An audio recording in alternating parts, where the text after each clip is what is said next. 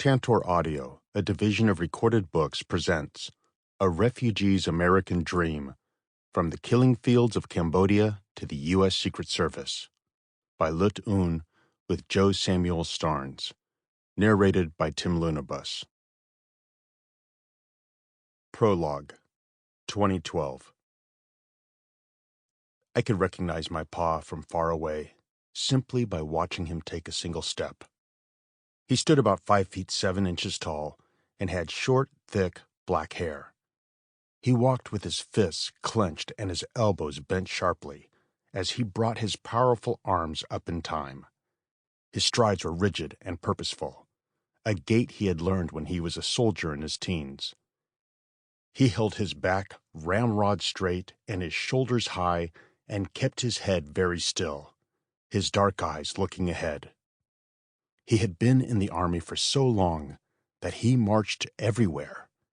Even when not wearing his green officer's uniform, he marched.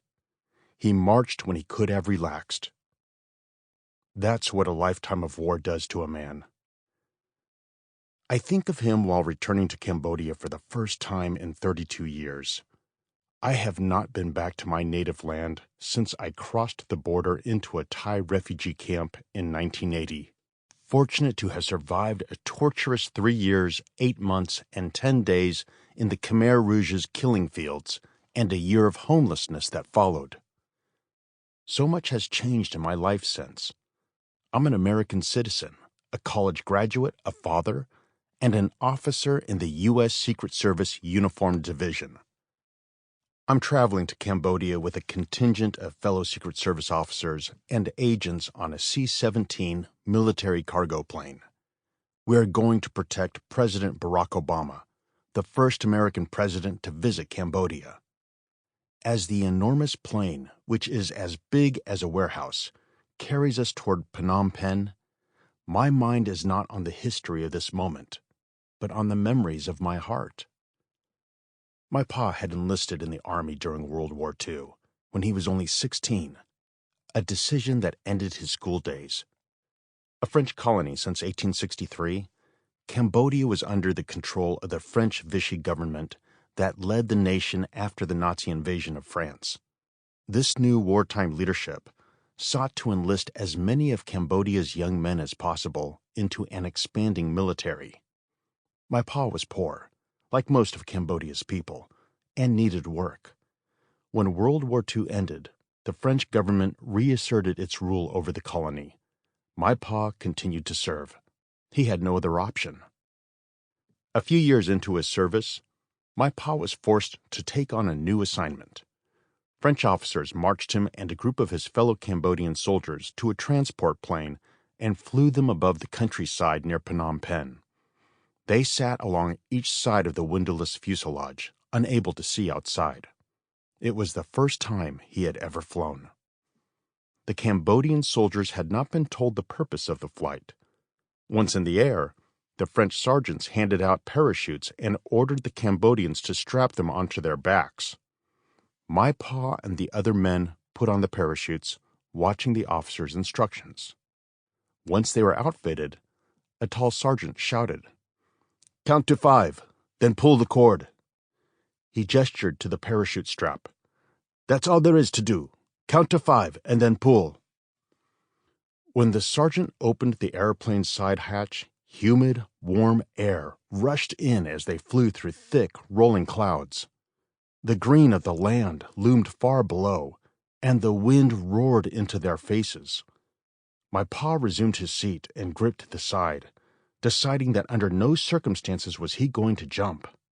He would wait until the plane touched back on the ground, and hopefully he would never have to fly again. "Allez!" yelled the sergeant, who weighed at least 50 pounds more and stood 6 inches taller than most of the Cambodian infantrymen. "Allez! Line up!"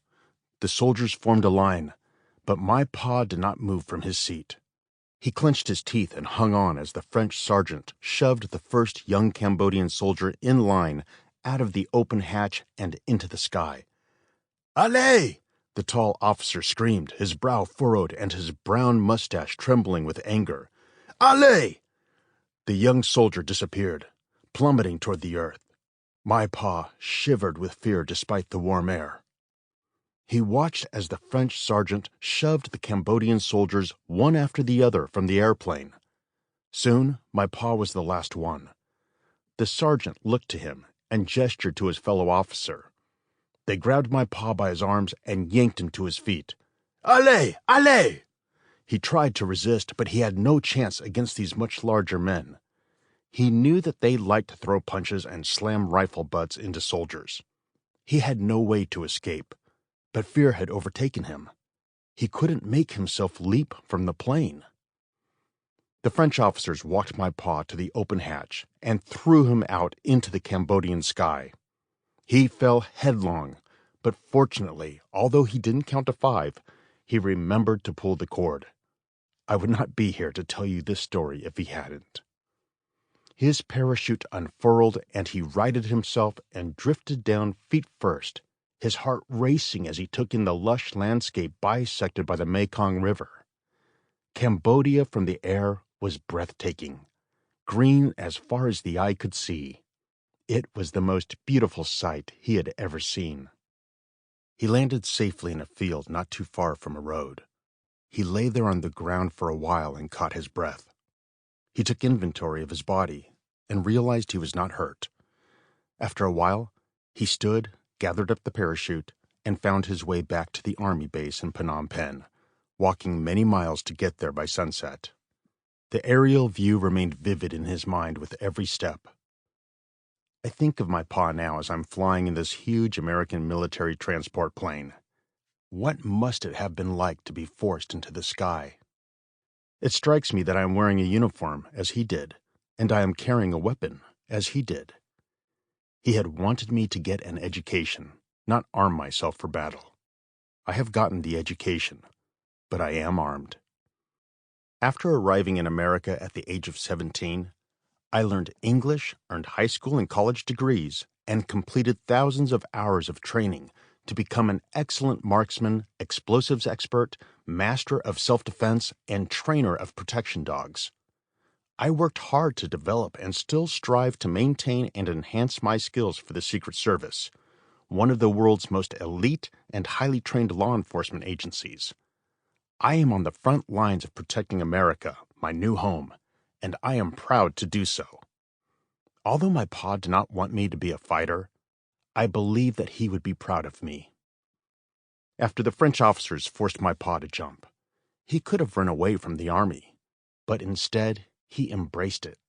He would make many more jumps, training as a paratrooper with the expanding airborne battalion schooled by the French.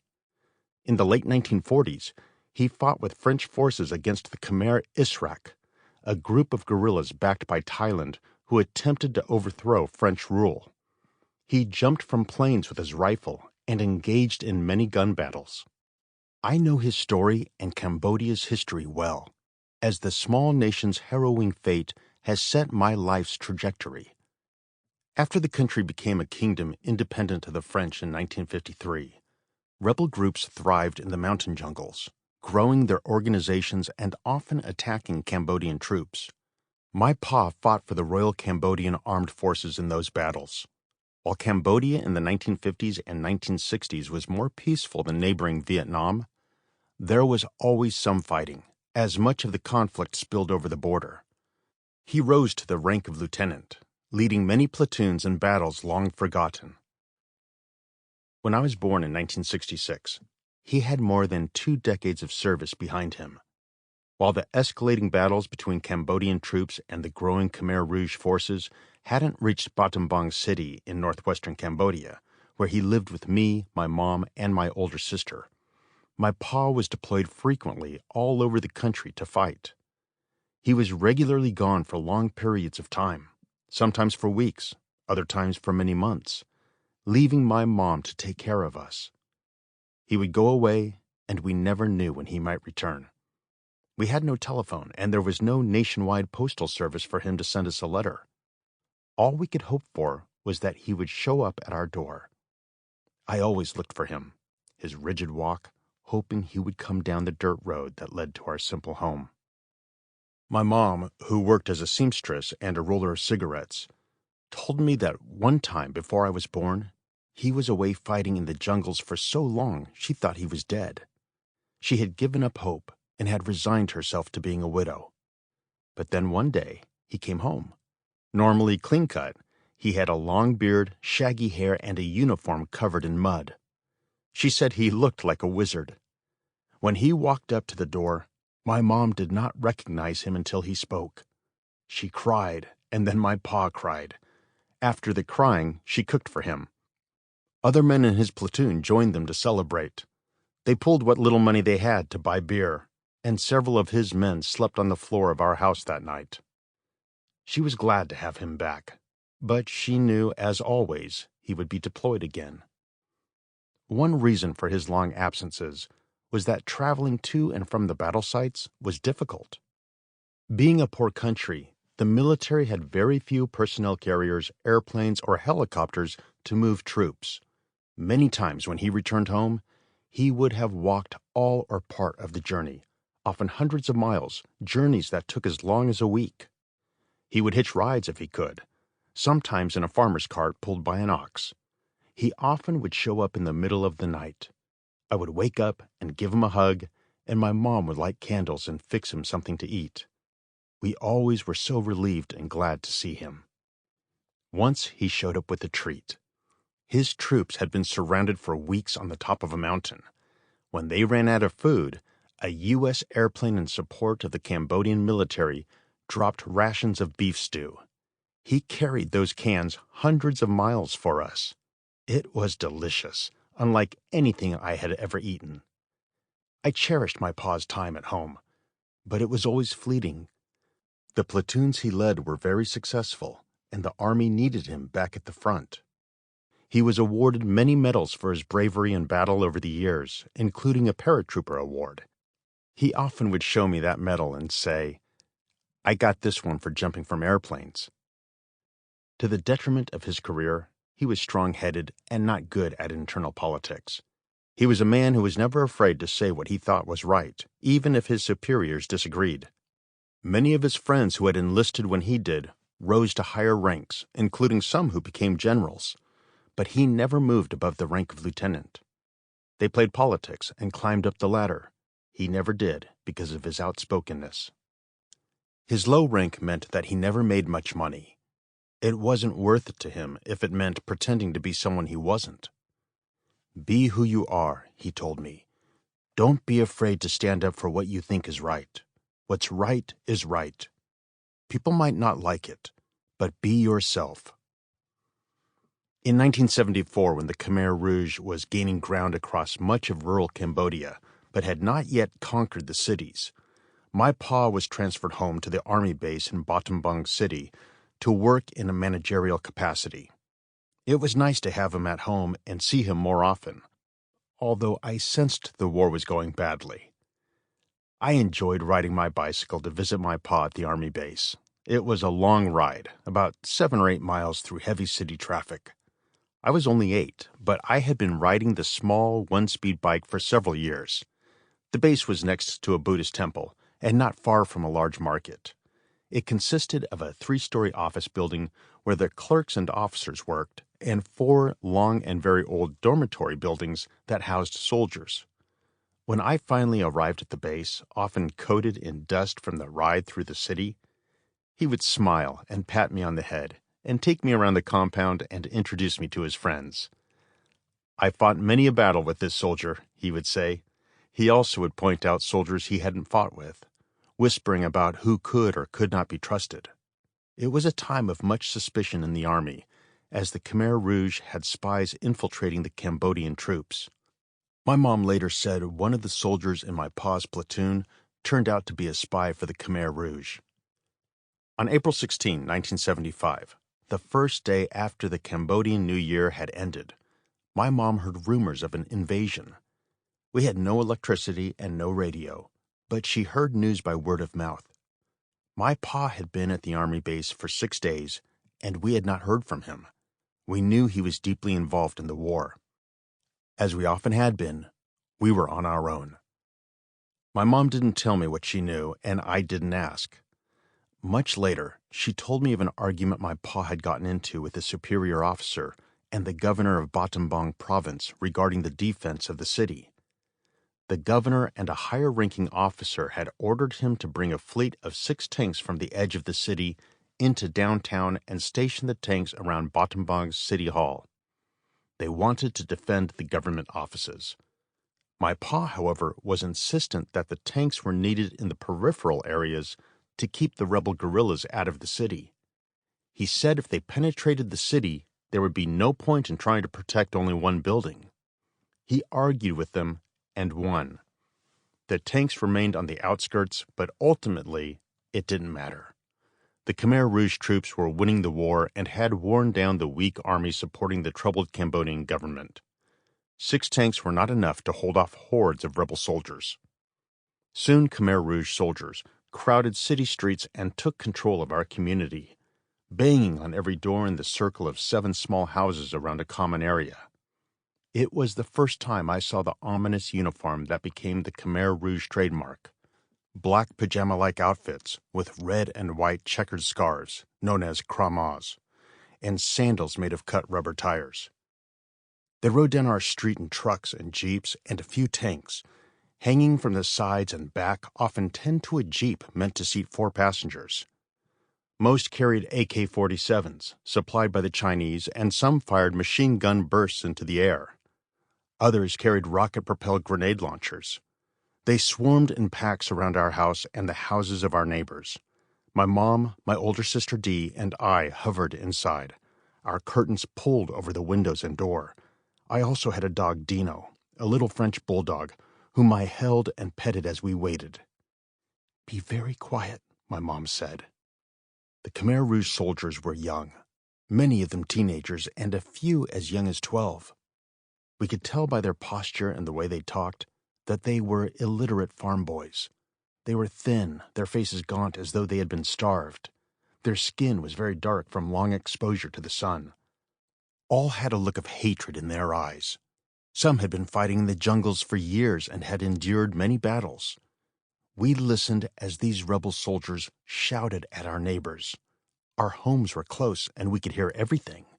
They were very rude, screaming at even the elderly, foregoing the traditional respect Cambodians paid to seniors. We were frozen with fear as we heard them climb up our steps. They pulled open the curtain that served as our door. 5 rifle-wielding soldiers stepped inside, looking around, crowding our one-room home. My mom had taken down a black and white photo of my pa in his army uniform and hidden it under her clothes. She knew they were looking for anyone who had been in the army or the police. I wrapped my arms around my dog Dino, pulling him against me. The soldiers' faces and eyes were expressionless. One soldier, rifle hanging from his shoulder with the barrel pointing at us, stared angrily at my mom. He stepped toward her. "Are there any men here?" "No," she said.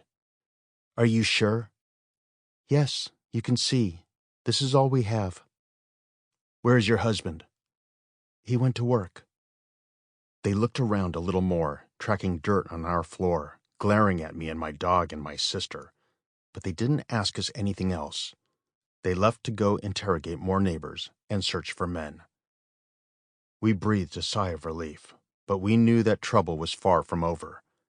Thoughts raced through my mind about where my pa might be and what these young rebels would do to him. I slept very little that night. The next morning, I set out on my bicycle in search of my pa.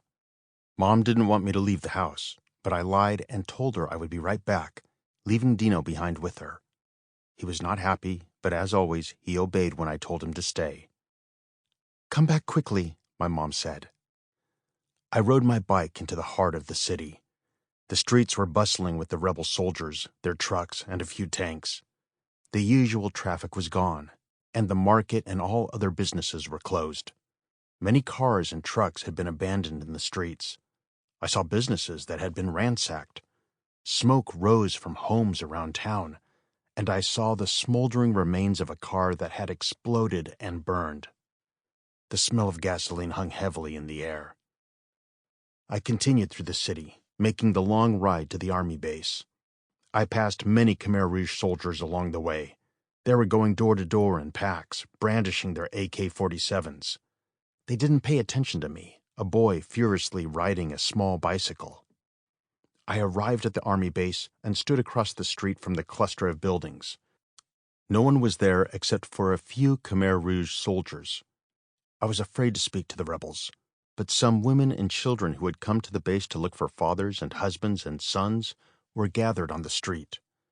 I overheard a woman say that all of the Cambodian government soldiers were being held prisoner in the city's schools.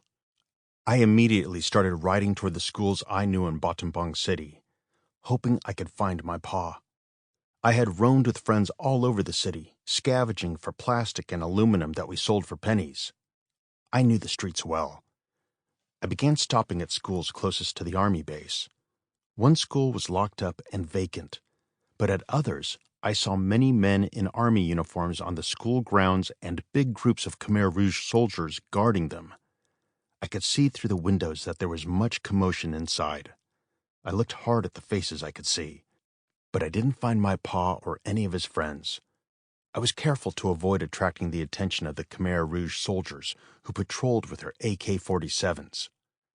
I rode my bike as fast as I could from school to school, hoping to find him, hoping that he was okay. I must have covered at least 15 or 20 miles that day, driven by worry about my pa. It was hot, nearly 100 degrees Fahrenheit, but it didn't deter me. Sweaty and covered in dust, I was determined to find him. I searched all day. By late afternoon, I was losing hope. I knew of more schools, however, and continued my trek. Near the end of the day, I visited Salar Sarhur, the school where I had attended first grade. My pa had made special arrangements for me to start my education early there. I had very fond memories of the place where I had started to learn, but it was no longer a school when I got there. My old school had become a prison. Khmer Rouge soldiers were everywhere, all in matching black uniforms and checkered red and white scarves and rubber sandals, each with an AK-47. I also saw many soldiers from the Cambodian government's army sitting outside in front of the school. They were unarmed and held their heads down. I scanned the faces in the crowd, desperately searching each one until finally I recognized some men from my pa's army base. They were not tied up, but the armed Khmer Rouge soldiers stood close by. I walked up to Sring, one of my pa's best friends who was sitting on the ground outside. Sring had been to our house many times. He recognized me. I had never seen anyone look so hopeless. "Have you seen my pa?" I asked. He moved as though it pained him to raise his head. He glanced over to see if any Khmer Rouge soldiers were watching him. When he saw they weren't, he pointed toward the main door. "Inside," he said. "I think he's near the first classroom." I knew the building's layout well. I went in the front door, walking past the Khmer Rouge soldiers who were there. They were arguing with each other, yelling and gesturing angrily with their rifles. They didn't see me, or at least they acted like they didn't see me. I went down the hallway, stunned at what was happening to what had once been my school. This was where I had started to read and learned that 2 + 2 = 4. I had loved my first grade teacher, Teacher Pauv as we called him, who had instilled in me a passion for learning. But there were no teachers and students. Instead, I saw men from my pa's army base sitting dejectedly on the floor. At the end of the hallway, across from the classroom that had been Teacher Pauv's room, I found my pa. He was in a doorway that led to the back of the schoolyard. He sat on a step, wearing green shorts and no shirt.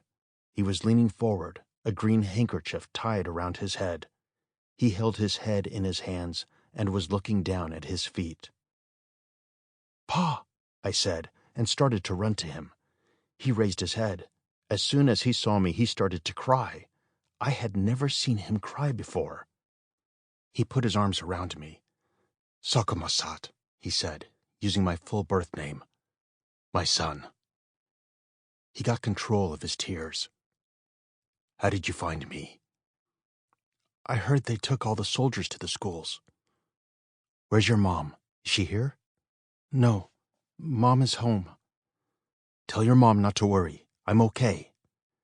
I nodded. He said he was okay, but he was not convincing. I asked, Have you had anything to eat? No.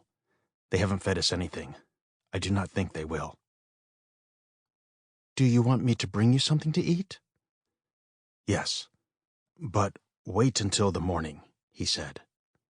I want you to be careful and not stay too long. Do not draw the attention of these rebels. He looked around to see if the Khmer Rouge soldiers were watching us. He said, Remember, tell your mom I will be okay. Tell her not to worry. I rode my bike home, arriving in the twilight. I had been gone all day, and my mom was very upset. I told her I had found Pa and where he was and what he had said. She cried, but didn't say much more. As soon as the sun rose the next day, my mom made rice soup and fried fish for him to eat. She tightly wrapped the fish and a bowl with a lid in a cloth. I carried it under one arm while steering my bike with the other. The Khmer Rouge soldiers at the school seemed unorganized, arguing with one another. Again, they ignored me. I went inside. I found him sitting in the same spot. He hugged me and thanked me for the food. He gave me a 500 real bill. It seemed like a fortune because I had never handled paper money. But it was worth no more than an American dollar. And although we didn't yet know it, under the Khmer Rouge it would be worthless. He said to bring him something else to eat later in the day. Again he encouraged me not to stay too long. He spoke softly. Stay away from these young rebels. They are dangerous. He gave me a hug, patting me on the back of the head as he pulled me tight. You should go. Be careful, my son. I walked slowly out of the school, turning to look back at him several times as I went down the hall. He leaned forward a little, his eyes watering, and smiled warmly at me. I didn't want to leave him, but I knew I had to go. I rode my bicycle back home. The streets not as busy in the early morning. I gave my mom the money he had given me and told her about seeing him. She said she would make more fish and rice for him at lunchtime. I waited inside the house with my dog Dino, petting him and counting the minutes until I could go see my Pa again. We could hear increasing traffic going past our house and the voices and footsteps of Khmer Rouge soldiers on the road. Occasional gunshots rang out, and we could sometimes hear distant screams. My mother forbade me from going outside until it was time for me to deliver the food. Shortly after noon, I returned with his meal. I was shocked to find the school abandoned. The Khmer Rouge rebels and the soldiers whom they had held captive were all gone. I walked the hallway of my old school, tears pouring from my eyes. There wasn't a soul inside. I went to the spot where my Pa had been sitting. His Green Army uniform and some of his clothes were laying on the floor. I considered picking them up, but I did not. Maybe he would be back. I was petrified with fear and didn't know what to do. I lingered for a bit, crying quietly, before I got control of myself. I went outside where I saw a woman who lived across the street from the school standing in her doorway, watching me. I didn't know her name, but I had seen her before. I approached her house, walking my bike over slowly. "Excuse me," I said. "Where did the soldiers go who were here? The Cambodian soldiers?" "The rebels took them all away in trucks." "Where?" "I do not know. I heard they were going to be taken to work on farms." "Do you know where?" "No, they said nothing." I rode my bike home, pedaling more slowly this time. The Khmer Rouge soldiers were everywhere that afternoon, even more than had been there the day before. I could see them with their rifles in doorways, yelling at people inside their homes. All the residents I saw were cowering, peeking out of windows and doors. More abandoned cars and trucks were on the streets. Some homes and businesses had been trashed. I heard gunshots and people inside houses and businesses screaming and crying. It sounded like some were being shot. I kept my head down, and tried to hurry on my way when I heard the rifles firing. I could hear the thump of... Sample complete. Ready to continue?